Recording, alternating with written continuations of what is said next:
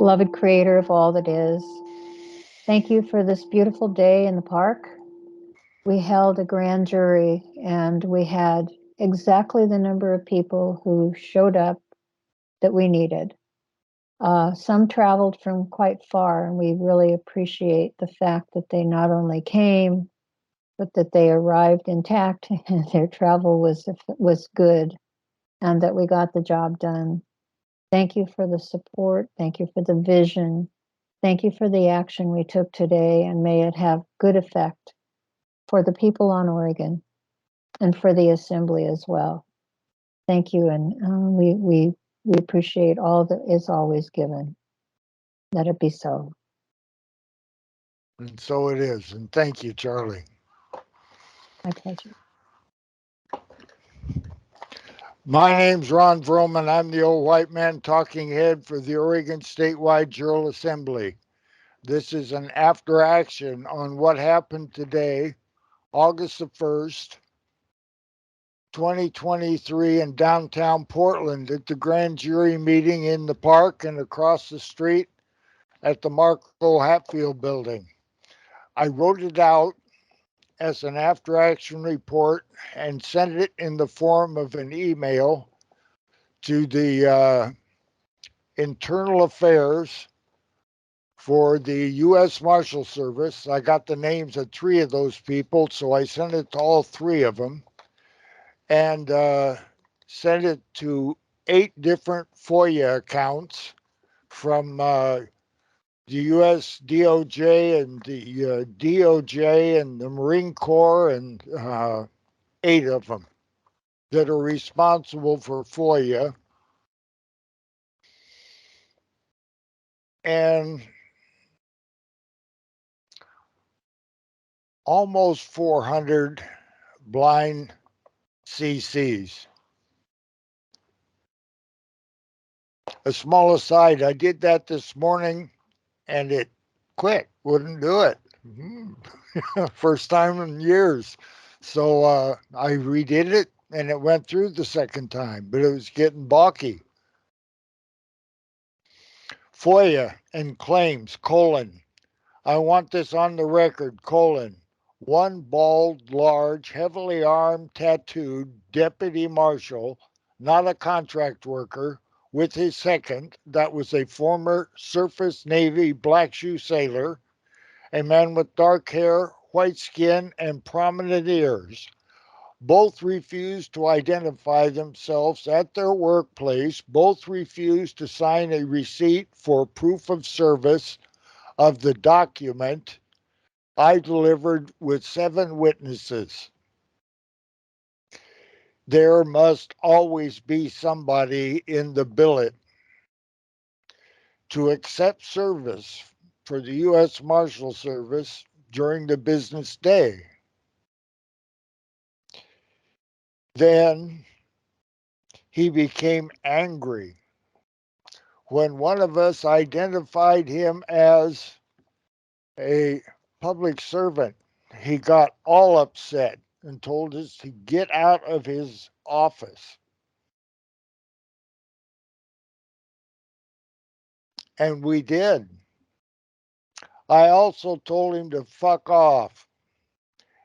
And he did not give me orders. He said I was rude. I said he was a big, bald, tatted up deputy marshal, rude and a prick, and to fuck off. And he threatened us. And there were several women, and the adrenaline rush was disagreeable to them. They wanted to go.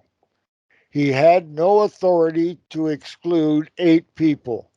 A due process violation 8 times, 18 USC 3571, 250K a pop. All 8 are members of our Article 3, Amendment 7 Civilian Court of Record. They are also all criminal investigators and federal witnesses, 18 USC 1510 and 1512. All 8 are members of our grand jury. And when we were outside of the U.S. Marshal's rented space, identified by the GSA, and we were in public space. This large, aggressive, bald, tattooed deputy with his number 2 forced exclusion upon us. I told him to fuck off again, and he said he was counting, so I gave him a bunch more. And then he misquoted and said I named him a fucker. I deny that, and Brandon witnessed it. Then he repeated. He said that we were excluded. The two of them bullied us and excluded us all, at least for today. Like a petty tyrant, he or they doubled down and excluded us from the building and from the public sidewalk and through a gate in the fence around the Marco Hatfield Federal Building. They have made 1000 Southwest 3rd a federal enclave without authority, 18 U.S.C. 3571. It seems that the First Amendment does not work at the Marco Hatfield Federal Building, 18 U.S.C. 3571. In addition, it is on Oregon and not federal land, 18 U.S.C. 3571. And there is a quiet title of foreclosure and an eviction evolved. We served those papers on them. They interfered with due process of service of 8 people.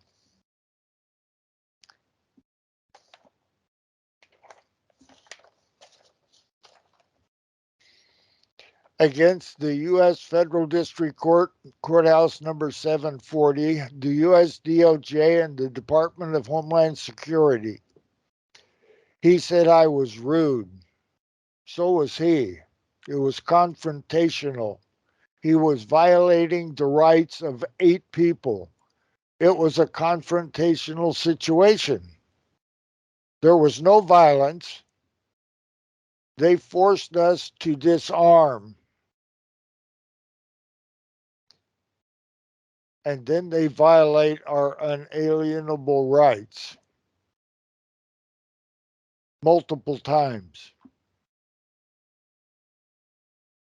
They were not in U.S. Marshal Service space. They had no authority in the areas of decks, ladders, passageways, elevators, and rooftop terrace. I have that in writing from the GSA. We had just concluded our 6th grand jury, the second in the park across the street. He also referred to our meeting in the park. A female had stopped and video recorded the reading of our grand jury document, but only a portion. It is available on www.orsja.org and soon to be on YouTube. We had the Courthouse 740, the DHS, and the U.S. DOJ yet to serve. Process papers on. We had only done the GSA. They were ill prepared, but their Ryan Morton got the job done. Thank you, GSA. We are now required to mail return receipt requested these documents or get 4 of us to go downtown Portland and serve the remaining 3 persons. All because of these 2 guys.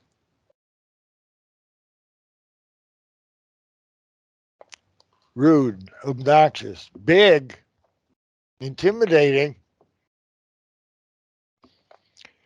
Due process for service of documents is codified.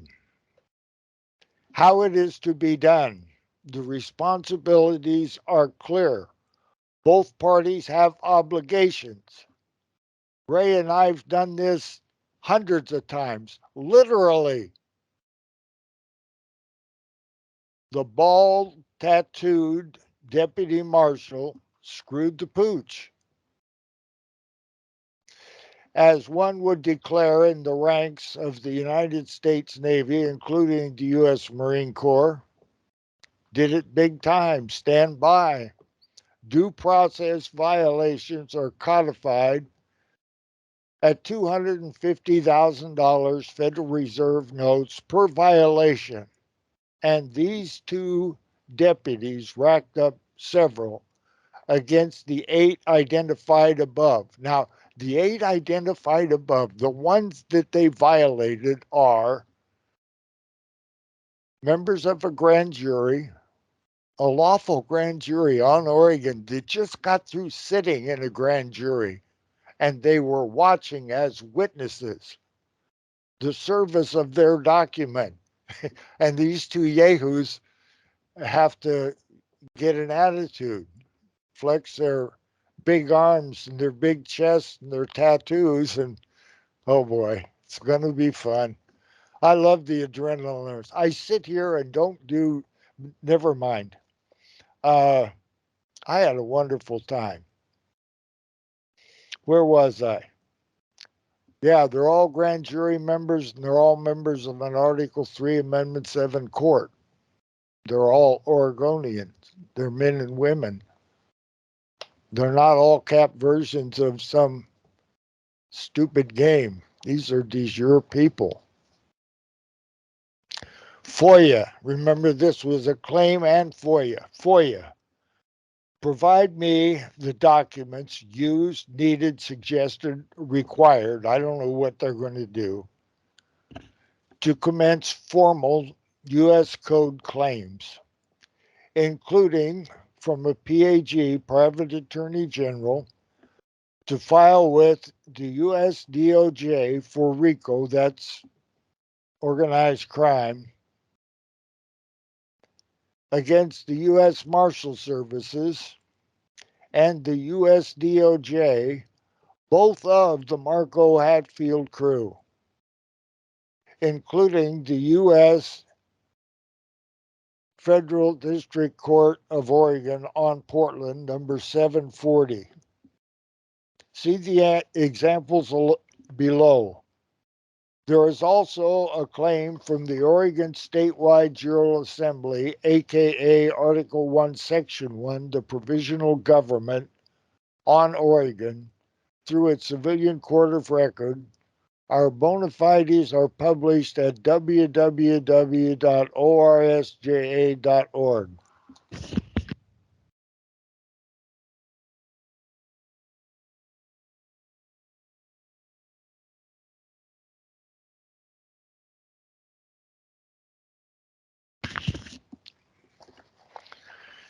As an example, several years ago, I told Seth Urim of the U.S. DOJ, Carl Nobbs, and Mark Nordquist, both deputy marshals, that I had incontrovertible evidence that Courthouse 740 had taken $400 in filing fees twice when an Article 3, Amendment 7 court was specified on the documents, and they were not even an Article 3 court. That's fraud. I gave them the docket numbers and they did nothing. That is misprision of felony. They told me they looked and they did nothing. This was done with Raymond Senkel and Cambies Morati as witnesses. We were going down there helping the DOJ in Portland drain the swamp while Trump was supposed to be doing that in Washington. Seth Urim, U.S. DOJ deputy, heard all of this and he did nothing. This was the winter spring of 2017. This is now a formal claim of these several violations.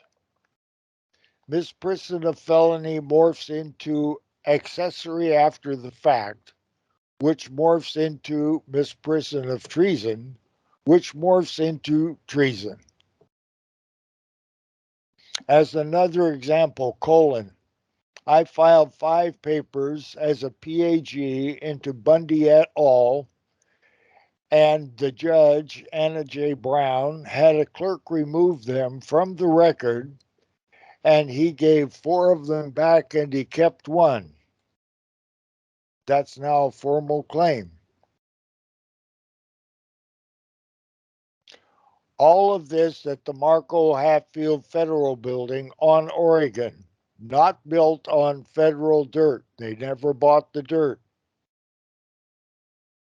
Due process violation, 18 U.S.C. 3571, 250K times 5 million Oregonians. This is now a formal claim. Please read the attachments as is pertinent to the claims. P.S. This was scanned from 2 pages to 4. I did that 2 pages,